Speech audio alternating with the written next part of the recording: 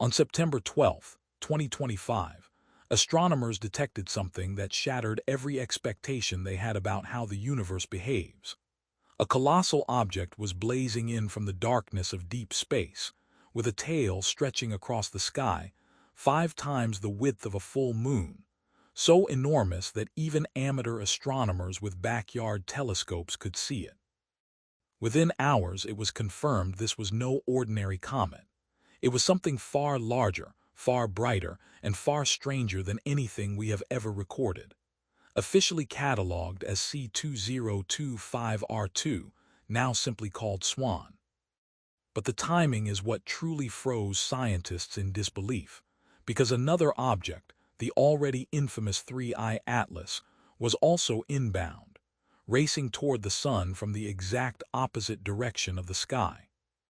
Both were set to reach their closest approach to the sun within the same 10-day window, both hidden by the solar glare during their most critical moment, and both displaying anomalies that defy the laws of nature. The odds of such a cosmic double entry happening by chance are so vanishingly small that some scientists have stopped calling this coincidence and started whispering the word mission. If one interstellar object was strange enough, then the arrival of a second, 100 times larger, targeting the same solar corridor suggests we may not be witnessing accidents of astronomy at all. We may be watching an operation. As data poured in, what first stood out about SWAN wasn't just its size but its behavior.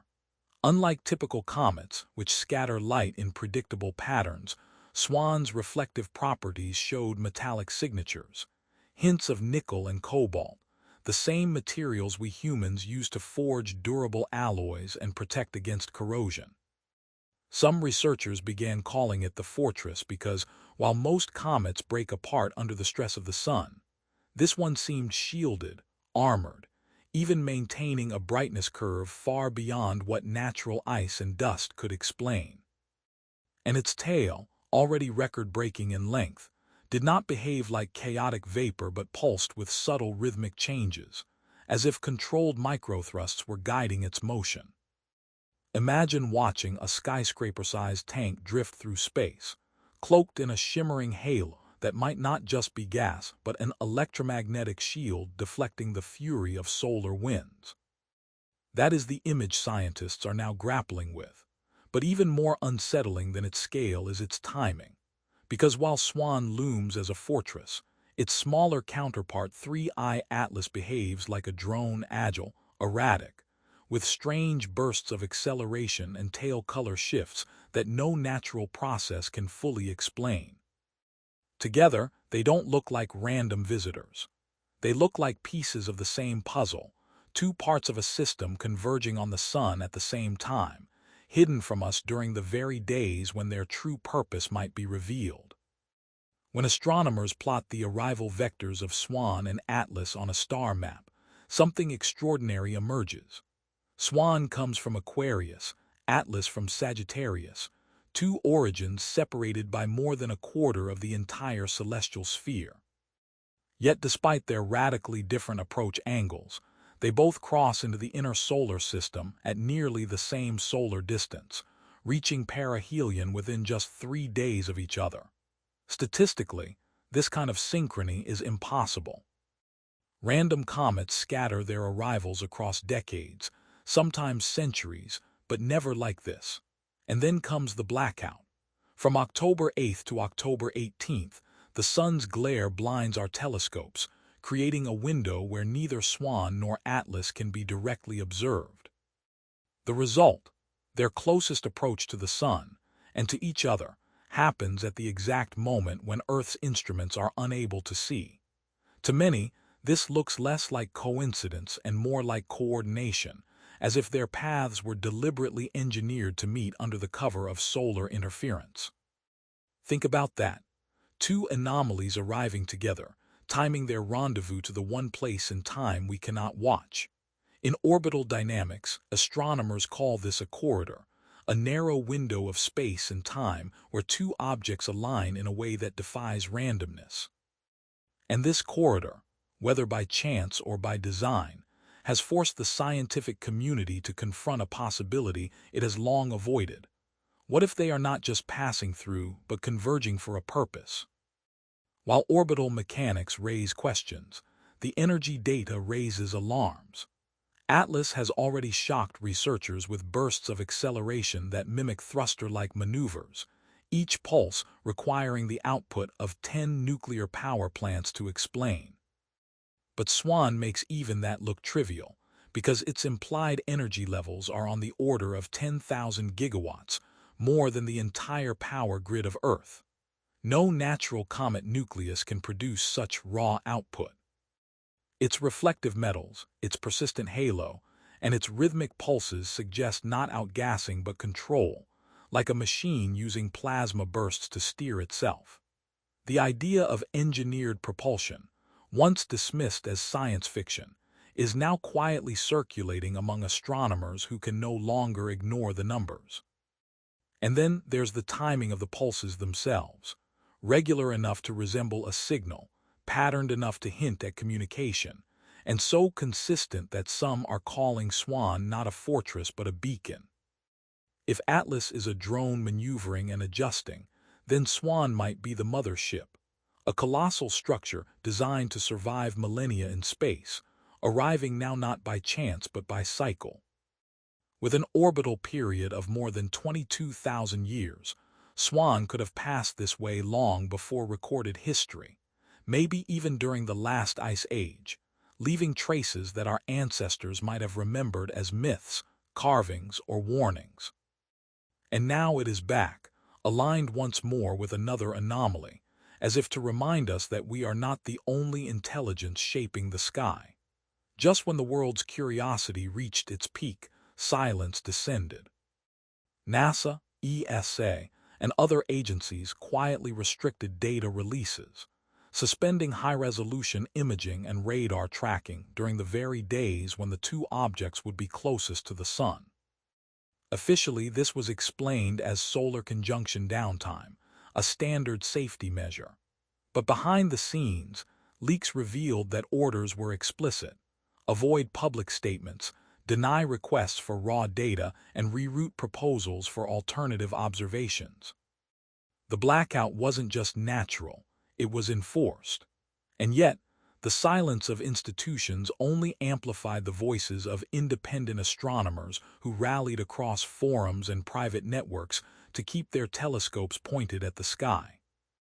Groups like the Aberraux Tracker Collective in Spain and Bill Gates' distributed telescope network began sharing data, desperate to capture even fragments of information that governments refused to release. This grassroots resistance has fueled speculation that something extraordinary is happening behind the curtain, something agencies do not want the public to see. Because if SWAN and Atlas are converging for a purpose, then the real question isn't just what they are, but why they're here now. And if their meeting was engineered, then humanity has already stumbled into the middle of a mission we were never meant to witness. As telescopes tracked 3 Atlas, something unusual emerged. Its tail wasn't just glowing, it was changing in a way that seemed deliberate. Over a span of weeks, 3 sudden accelerations were recorded, each one sharp and unexpected, spaced almost like clockwork, and each coinciding with a strange color shift in the tail.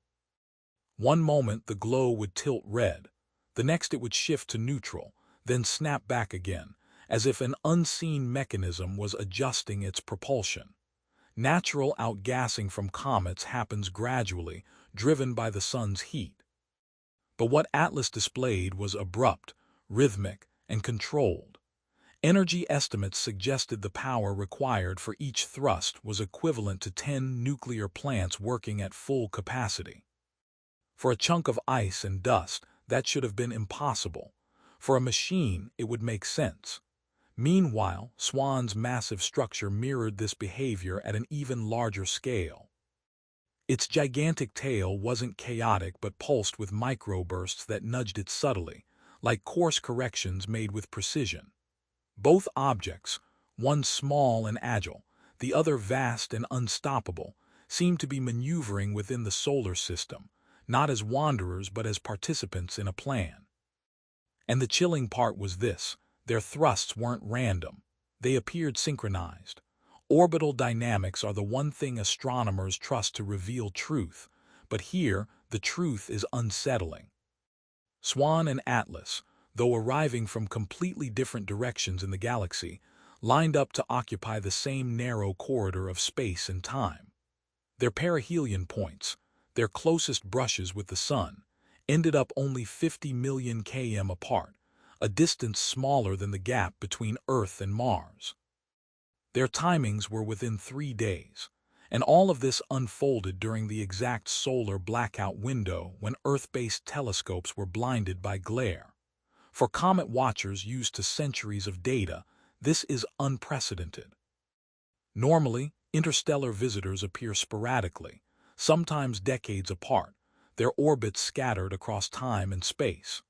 But here, we have two anomalies intersecting the same corridor in synchrony, as if both were guided by a schedule, a clock ticking on a scale beyond human comprehension.